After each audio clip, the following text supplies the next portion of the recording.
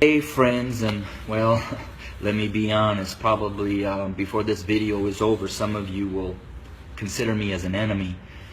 But I wanted to share a couple minutes about my thoughts, not only on the tragedies that we have been experiencing over these past months, and especially these last couple of days with the shootings of our black men, but what I'm coming to learn over my 23-year journey of being a white man, living and ministering amongst my black family here in several inner cities of Chicago.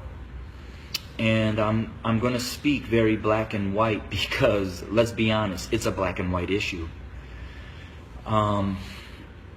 I want to take you to the book of Exodus, chapter 1, and I wanted to share a little bit of what took place prior to the rise of Moses.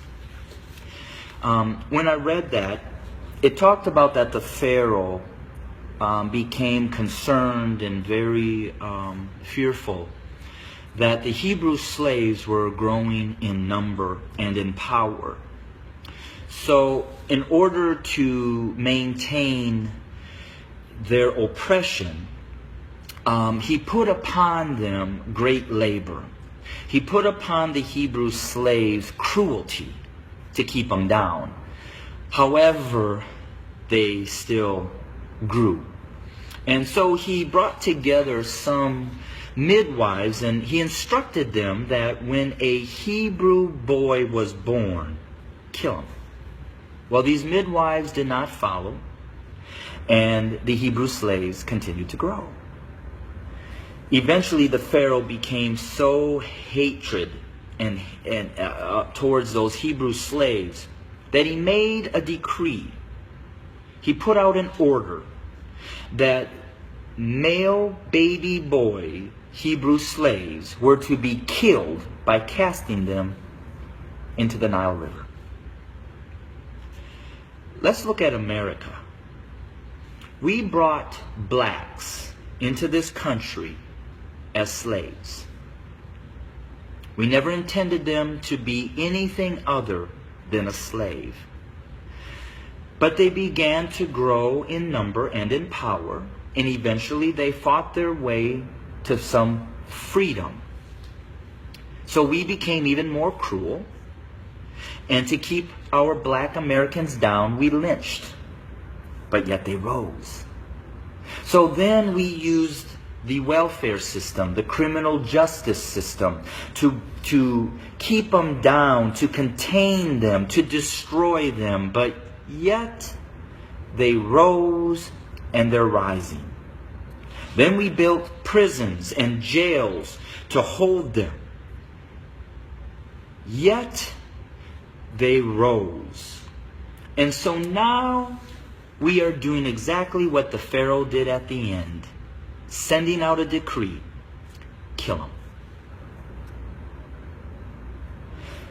So until we admit that when we wrote this Constitution that all men are created equal, that we never intended to include our black brothers and sisters, our nation may end up facing exactly what the Egyptians faced when they refused to let God's people go.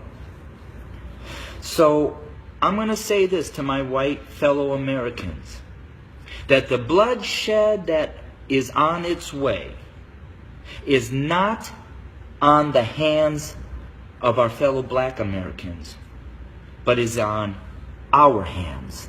We are the ones that are refusing to let God's people go.